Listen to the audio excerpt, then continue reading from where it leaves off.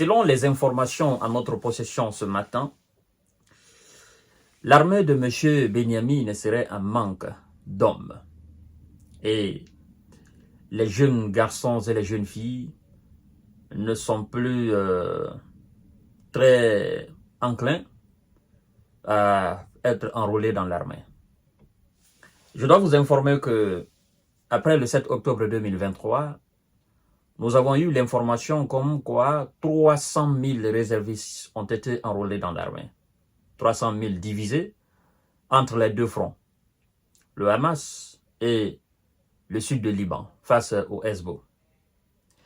Et après un an de dur labeur, après un an de bataille au niveau de ces deux fronts, force est de constater aujourd'hui que le poids de ces deux fronts pèse énormément aujourd'hui sur l'armée de M. Benyamin. Vous savez, on nous informe par ailleurs qu'ils ont perdu quelque chose de 771 hommes qui ont été envoyés au trou et que 4500 ont été envoyés à l'infirmerie. Mais nous savons par expérience que tous ces chiffres-là sont faux. Oui, tout est faux, tout est arrangé. Sinon, comment pouvez-vous comprendre que 300 000 hommes soient mobilisés et que, après une année, vous avez 771 qui seraient envoyés au trou définitif? C'est de foutage de gueule. Ils se foutent de l'intelligence des gens. Et que parmi ces 300 000 soldats, il y a juste 4 400 qui est envoyé à l'infirmerie. Ils se foutent de l'intelligence des gens. Plus de 15 000 au-delà, même, selon d'autres sources ailleurs, d'autres sources autres que les sources européennes et américaines. Plus de 15 000 ont été envoyés au trou. C'est pas possible que vous soyez dans de telles batailles et que, après une année, vous informez que vous avez perdu juste 771. Non. L'intelligence humaine ne peut pas accepter cela. Après plus d'un an de guerre, on nous informe que Israël manque de soldats.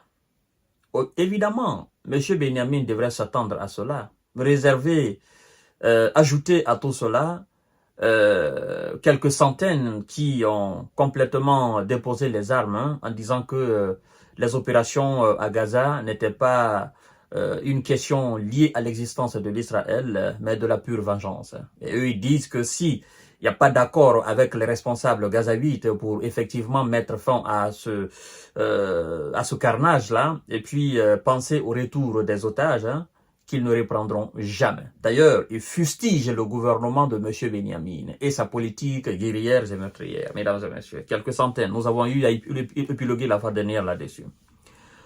Plus d'un an après le début de la guerre contre le Hamas à Gaza, l'armée israélienne a du mal à recruter des soldats. Et les réservistes croulent sous le poids des tours de service. Évidemment, si vous êtes envoyé dans le sud du Liban et puis on vous envoie à Gaza et puis vous n'avez pas de vie de famille, vous n'avez pas de repos, c'est comme alors les troupes de M. Zelensky qui font face à ce nombre pléthore de soldats russes. Donc, ils sont obligés de rester là 3 mois, 4 mois, 5 mois, 6 mois, voire même 7 mois, parce qu'il n'y a pas de rotation, parce qu'il n'y a pas de soldats qui viennent les épauler. C'est ce que les hommes de M. Benyamin sont en train de vivre là. Et c'est ce qu'on nous en prend, mesdames et messieurs. Environ 300 000 réservistes ont été appelés depuis le 7 octobre 2024, selon, n'est-ce pas, l'armée, dont 18,3% étaient pourtant dispensés ayant plus de 40 ans. Vous voyez? Donc, parmi les 300 000, on nous dit que 18% et 18,3% étaient déjà dispensés. Parce qu'ils avaient plus de 40 ans, c'était plus la peine de les mobiliser. Vous comprenez? Alors, l'armée compte quelques 170 000 soldats d'actifs. Ensemble des militaires de carrière en service actif, par opposition à l'armée de réserve et ce C'est service militaire obligatoire pour les garçons et les filles de 18 ans, mais certains bénéficient de dispenses divers. Et donc, même dans les 170 000 hommes, certains dispensent encore, certains bénéficient de dispenses divers.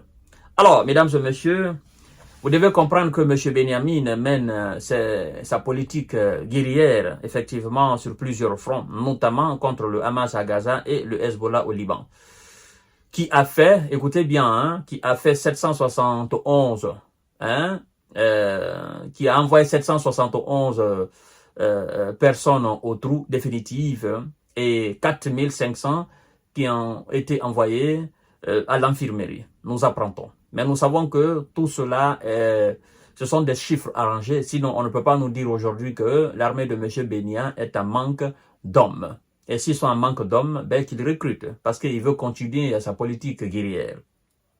Alors, on nous informe par ailleurs que la conscription des juifs ultra-orthodoxes, hein, qui sont en partie dispensés des services militaires, est au cœur du débat public. Il représente environ 14% de la population juive d'Israël, selon l'Institut israélien pour la démocratie. Voilà, soit près d'1,3 million de personnes. Alors, donc ces juifs orthodoxes ne doivent pas faire les services militaires, parce que tout simplement, eux, ils sont là consacrés à l'étude, voilà, d'un certain nombre de choses.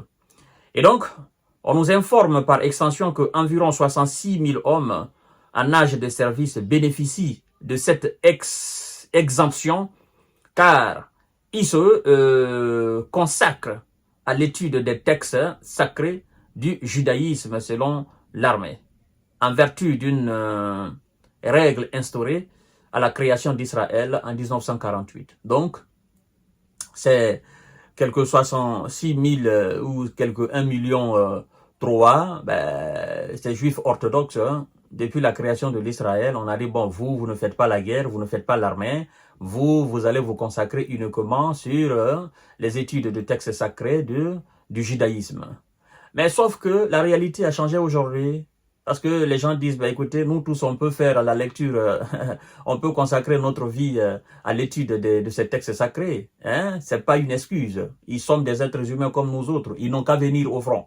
C'est ça. Donc la contestation a commencé. Il n'y a pas de juifs orthodoxes, il n'y a pas de juifs quoi que ce soit. Venez sur le terrain, nous sommes tous des juifs. S'il faut défendre la patrie, défendons d'abord ce que nous appelons la patrie.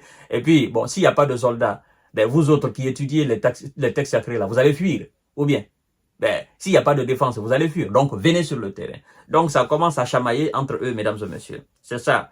Quand on a un premier ministre qui veut faire la guerre, il faut assumer. Alors, mais en juin, la Cour suprême a ordonné la conscription des étudiants la conscription des yeshivot, d'accord, l'école talmudique, estimant que le gouvernement n'avait pas le droit de les dispenser en l'absence d'un cadre légal adéquat. Donc la politique prend le dessus sur la religion. C'est ce que ça veut dire. Hein? La Cour suprême ordonne, d'accord, que les étudiants de ces textes sacrés aillent directement faire leur service militaire, qu'ils aillent faire leur preuve sur le terrain. Et puis quand ils vont finir, certainement, ils vont continuer à consacrer leur vie sur ces textes sacrés.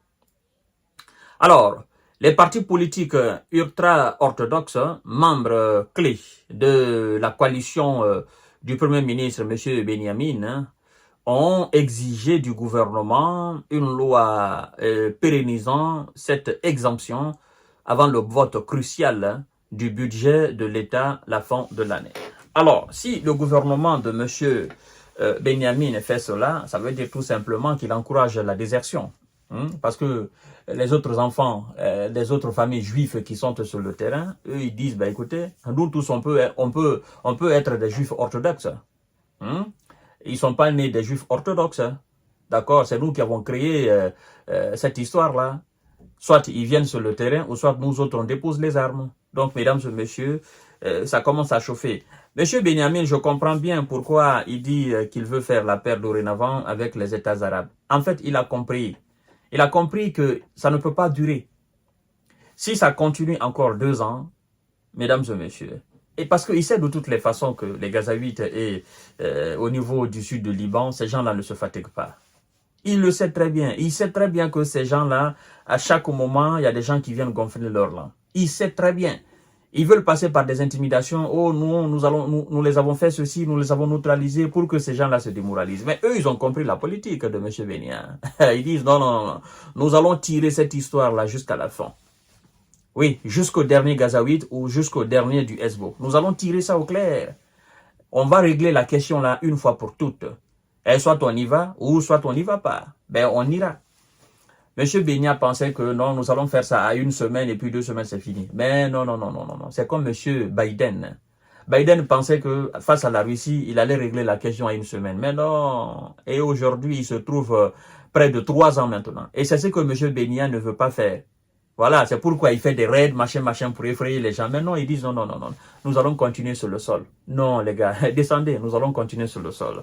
Et comme ça, vous allez lire le nouveau chef du Hezbo, il était encore le chef adjoint. Il a dit, nous allons mener cette affaire dure, ouais, longue, coûteuse et douloureuse à l'Israël.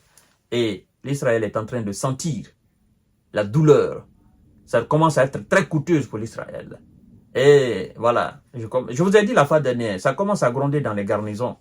Moi, je ne vous donnerai jamais des informations fausses. Ça commence à gronder dans les garnisons, ça commence à gronder dans les rangs.